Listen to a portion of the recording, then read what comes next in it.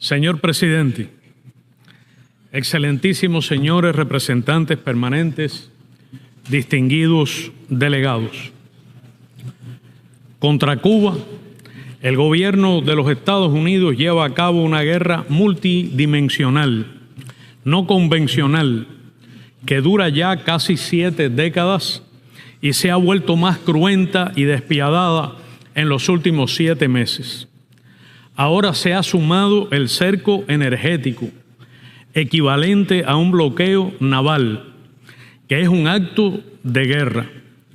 Se impide el acceso de suministros de combustible a Cuba, tanto de carácter comercial como humanitario, mediante amenazas directas, acciones coercitivas unilaterales e incluso el acoso o el amedrentamiento de buques tanqueros por medios navales militares de Estados Unidos.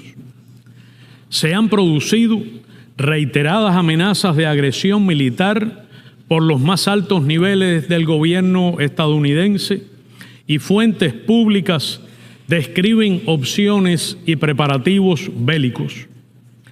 Al bloqueo económico, comercial y financiero se añaden acciones inéditas y de extremo carácter extraterritorial, como el uso de sanciones secundarias que siguen el macabro plan de provocar en Cuba una crisis humanitaria y la total desestabilización del país, que abran paso o fuercen la orden presidencial de una intervención militar imperialista que provocaría un baño de sangre y cuantiosas pérdidas de vidas cubanas y estadounidenses.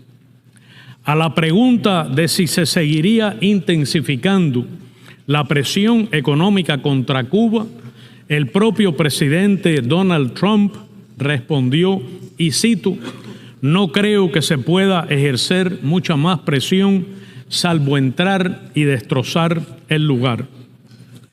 En estos meses se ha multiplicado el daño humanitario a nuestra población con el deterioro de la calidad de vida, la reducción de fuentes de subsistencia, la limitación a las potencialidades de desarrollo personal, familiar y social, la violación masiva, flagrante y sistemática de los derechos humanos de todo un pueblo en un acto de castigo colectivo. Son todos estos asuntos de alta importancia y urgencia que merecen no solo la atención, sino el más claro pronunciamiento de las Naciones Unidas y su órgano más universal y representativo, la Asamblea General, en virtud de su mandato de preservar la paz y la seguridad internacionales y de asegurar el disfrute de los derechos humanos. Las familias cubanas, en especial los niños y jóvenes, las madres, sienten el sufrimiento de prolongados e insoportables apagones o cortes de electricidad. Muchas veces, cuando falta la electricidad, falta también el agua potable.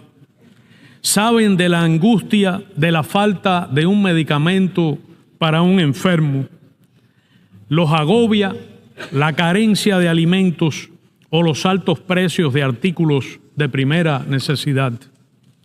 La tasa de mortalidad infantil de 4,0 por 1000 nacidos vivos se ha incrementado a 9,9.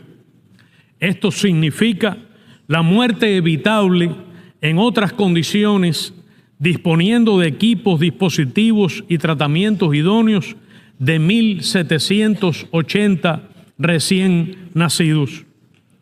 El número de personas que mueren por cáncer en el país ha aumentado significativamente. En el caso de los niños y jóvenes, la supervivencia cayó de un 85% a un 65%. La tendencia coincide con los momentos más duros del cerco estadounidense. El bloqueo asfixia y mata de manera silenciosa. Atender este crimen despiadado es también una responsabilidad de las Naciones Unidas. El gobierno de Estados Unidos, y en especial su Departamento de Estado, difunden la mentira de que el bloqueo no se dirige contra el pueblo cubano, sino solamente contra el gobierno. Pregúntenle al pueblo de Cuba si sufre o no el bloqueo. Incluso pregunten a los diplomáticos, corresponsales y otros extranjeros que viven en Cuba. Hemos escuchado, en abuso de los procedimientos, la desvergonzada intervención del delegado de los Estados Unidos. No se ha referido a ninguno de estos temas que yo he mencionado. No sorprende, porque representa al gobierno autor de los bombardeos nucleares contra Hiroshima y Nagasaki, al responsable de decenas de intervenciones militares y el amparo de las más cruentas dictaduras militares en América Latina y otras regiones. Es el gobierno cómplice del genocidio que ocurre en Gaza, de la represión en las universidades contra los profesores y estudiantes que protestaron por ello. Es el gobierno de la militarización de ciudades con fines políticos, el de la brutal represión contra los inmigrantes, la cacería policial de ellos, la separación de niños pequeños. No sorprende, porque el señor delegado representa al gobierno autor de decenas de ejecuciones extrajudiciales en los océanos Pacífico, Atlántico, en el Caribe, con el pretexto de actos contra crímenes internacionales no demostrados. Son las autoridades responsables de la brutalidad policial contra manifestantes en este país y del crecimiento significativo de las muertes en detención. Representa al gobierno responsable de la existencia de un patrón racial diferenciado que discrimina de manera brutal a las minorías, en particular a las minorías afroamericana e hispana. De la población penal más numerosa, masiva del planeta, del sistema penal y penitenciario basado en patrones raciales diferenciados. Representa también al gobierno que paga salario inferior a las mujeres por el mismo trabajo. Me ha sorprendido la vulneración de las reglas de procedimiento de esta asamblea y el haber tenido que escuchar, antes de que la asamblea acordara sostener un debate, ese discurso. No sé si tendremos otro discurso de los Estados Unidos, que curiosamente fue el primer país que se inscribió en la lista de oradores, a pesar de que acaba de objetar que este debate tenga lugar. Es fundamental el cinismo de la delegación estadounidense en esta sala. Ha hecho una intervención de sustancia llena de gastadas mentiras para tratar de censurar a la Asamblea su derecho a debatir precisamente estas cuestiones. Quien abusó de las reglas de procedimiento para hacer imputaciones de sustancia, calumniosas pero de sustancia, minutos antes o incluso durante ellas, fundamentaba el que este debate no tuviera lugar. Intentaba conculcar el derecho de la Asamblea General a tratar precisamente este tema. Trataba de ejercer un acto de censura, que será posible en un campamento de boinas verdes, pero no en este magno recinto. No sé si escucharemos otra vez en esta sesión el gastado argumento del gobierno estadounidense según el cual el cerco de combustibles contra Cuba no existe, que el bloqueo es una mera justificación del gobierno cubano para sus problemas, que los Estados Unidos solo ejercen el derecho de negarse a comerciar con Cuba y de aplicar un simple embargo bilateral. Es una falacia que no resiste el menor escrutinio, que contradice el actuar del gobierno estadounidense respecto a Cuba y respecto a todos los estados que ustedes representan. Es una mentira en la que no cree nadie, excepto el señor delegado que intervino, que cuente con mínima información o decencia que posiblemente le falten. Los daños del bloqueo, y voy a dar cifras nuevas, los daños del bloqueo en el periodo entre el 1 de marzo de 2025 y el 28 de febrero de 2026 a precios corrientes ascienden a una cifra récord de 8.083 millones de dólares, un 7% mayor que el año anterior. El impacto acumulado desde su inicio alcanza 178.700 millones de dólares a precios corrientes. Claro que en estas cifras no puede incluirse el impacto extremo del cerco, del bloqueo total de suministros de combustible a Cuba que comenzó en el propio mes de febrero. Estos impactos son fundamentalmente resultado de acciones coercitivas extraterritoriales que violan las normas del derecho internacional, del comercio internacional y la libertad de navegación, además de vulnerar las prerrogativas soberanas de estados independientes que representan ustedes en su derecho a relacionarse con Cuba conforme a sus propios intereses y leyes.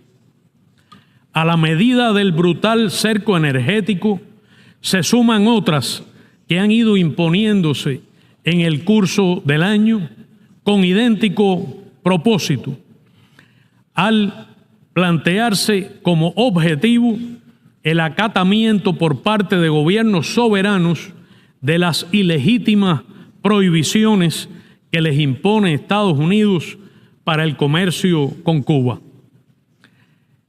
El gobierno de Estados Unidos impone a estados soberanos, ciudadanos y empresarios que abandonen su relación con Cuba, no por interés propio, no por desventajas comerciales, ni siquiera por mandato de sus propios gobiernos, sino por el dictado de un régimen ajeno, en este caso el de los Estados Unidos, que se supone no tenga jurisdicción ni autoridad sobre la actividad de ciudadanos y empresarios fuera de sus fronteras.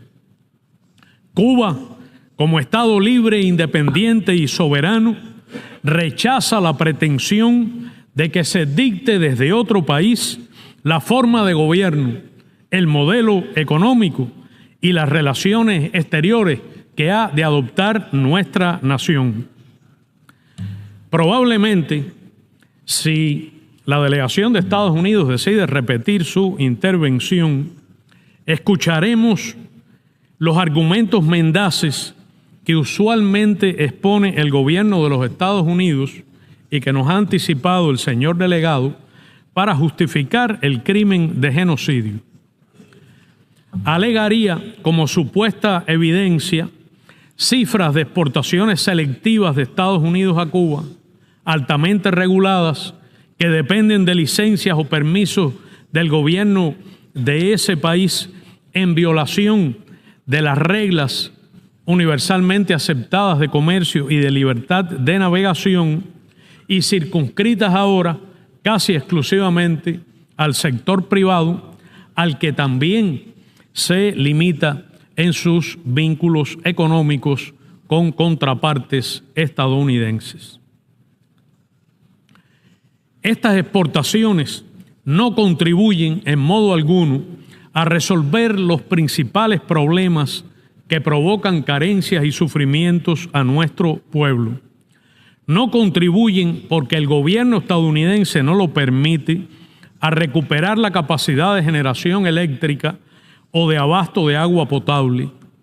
No permite el gobierno de Estados Unidos exportaciones que aporten al fomento del transporte público, ni para asegurar los servicios hospitalarios, para beneficiar la educación o siquiera proteger los suministros de alimentos para los sectores más vulnerables de la población. No mencionó el señor delegado que el gobierno de los Estados Unidos hizo un ofrecimiento de ayuda humanitaria aceptada de manera inmediata hace semanas por el gobierno de Cuba y que ha sido diferida y restringida en su contenido por motivos políticos.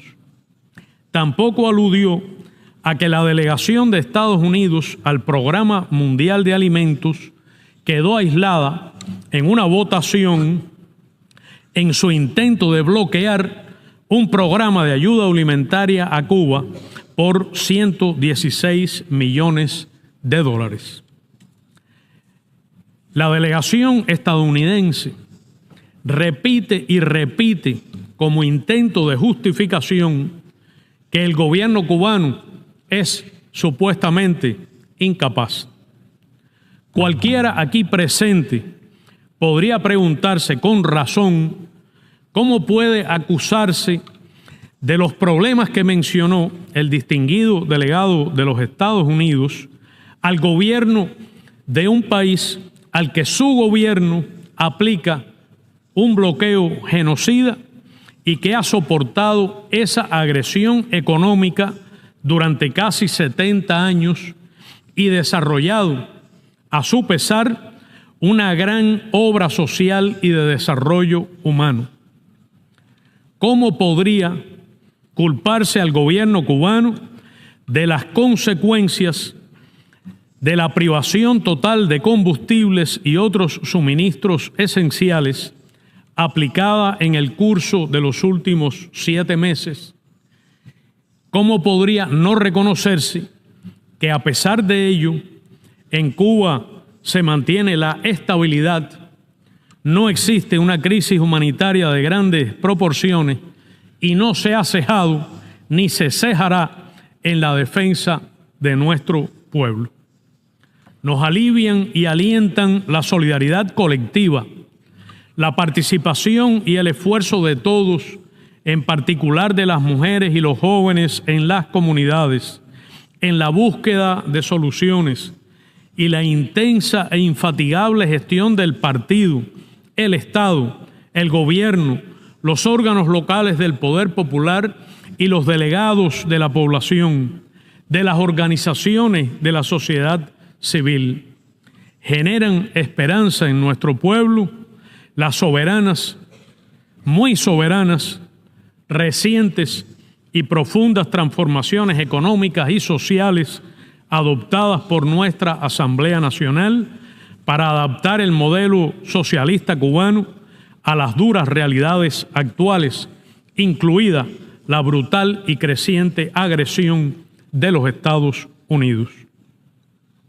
Agradecemos el amplio apoyo internacional y la cooperación de numerosos gobiernos, parlamentos, fuerzas políticas, organizaciones, movimientos de solidaridad y asociaciones de cubanos residentes en el exterior. La hostilidad y amenaza que enfrenta hoy Cuba forma parte de una preocupante secuencia de violaciones al derecho internacional y es preludio de lo que mañana podría ocurrir a cualquier otro país. Debemos preguntarnos en esta asamblea si ese es el nuevo orden mundial al que nos dirigimos. Debemos meditar sobre si ese supuesto orden sería coherente con los postulados y la razón de ser de esta organización, si ese es el camino que va a salvaguardar la paz y la seguridad internacionales, el que promoverá el entendimiento entre estados igualmente soberanos y fomentará la cooperación, el comercio, el desarrollo y el respeto a los derechos humanos. Es indispensable impedir que esta conducta de dominación, saqueo, ocupación, despojo y guerra cognitiva se integre en un orden internacional aún peor que el de las últimas décadas. Es ineludible defender los valores fundacionales de las Naciones Unidas, el derecho internacional y la Carta de las Naciones Unidas, y hacer valer la promesa de preservar a las generaciones presentes y futuras del flagelo de la guerra.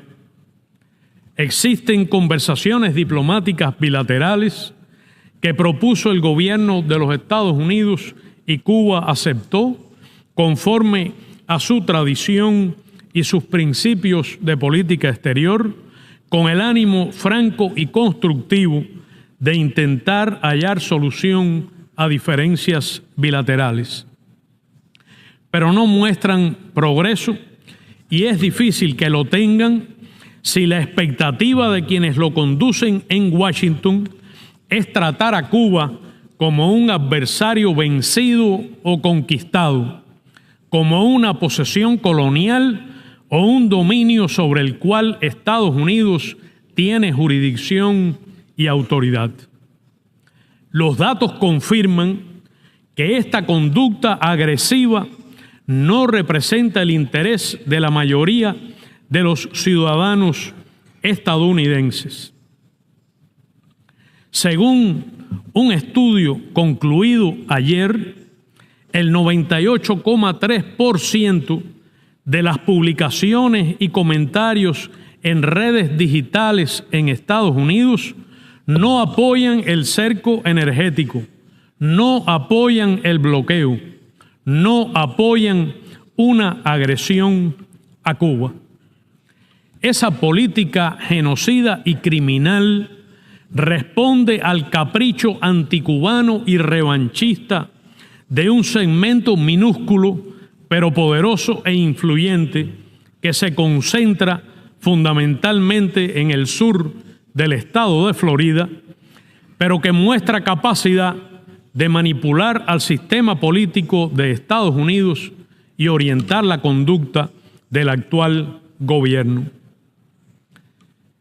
No sé si la delegación de Estados Unidos repetirá en los próximos minutos el ridículo argumento de que Cuba representa una amenaza a la seguridad nacional de la mayor potencia militar y nuclear del planeta, agresiva, depredadora, orientada a imponer la paz a través de la fuerza. No existe pronunciamiento del gobierno cubano, evidencia ni el más mínimo indicio de que Cuba se haya propuesto amenazar a Estados Unidos. No puede identificarse actividad alguna en Cuba que ponga en riesgo la seguridad nacional, el bienestar de los ciudadanos o la competitividad de la economía de ese vecino poderoso. Cuba no es una amenaza. El bloqueo sí. La nación amenazada es Cuba. Pero somos una nación comprometida y defensora de la paz, del derecho internacional, el multilateralismo, la verdad y la justicia. Un pueblo que lleva más de 150 años luchando por su libertad e independencia y que ha escrito páginas de gloria, resistiendo de pie todos los embates, defenderá a ultranza su independencia y soberanía. En el año del centenario del líder histórico de la Revolución Cubana, comandante en jefe Fidel Castro Ruz, fieles a su legado, la decisión de los cubanos será siempre: patria o muerte, venceremos.